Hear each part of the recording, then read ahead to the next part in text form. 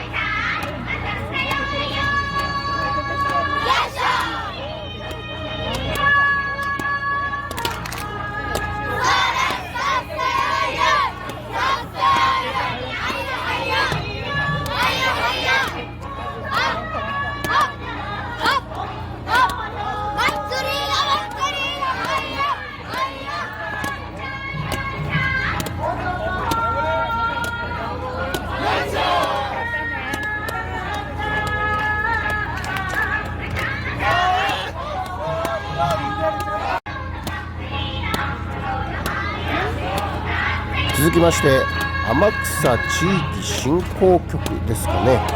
ネットには名前がちょっとなくて違うチーム名で登録されてるのかもしれないですけれども、見ていただいた通りくまモンほっぺたが光っておりました。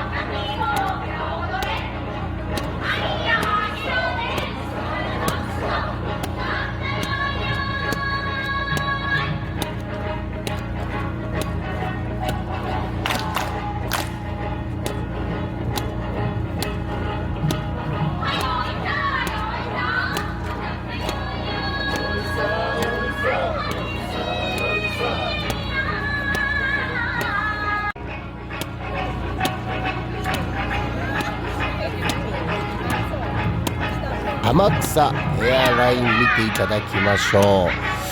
飛行機のポーズも踊りの中に入っていて、さすが航空会社という感じでございました。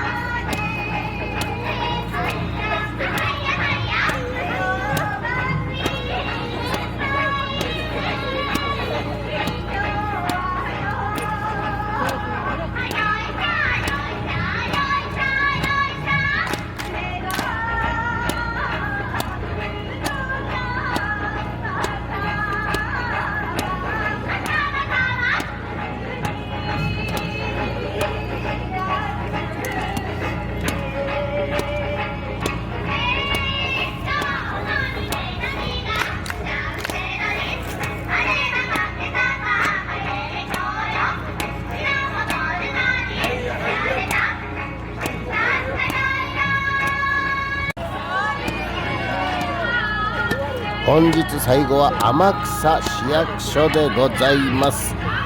やはり市役所の方々、踊りの躍動感が違いました。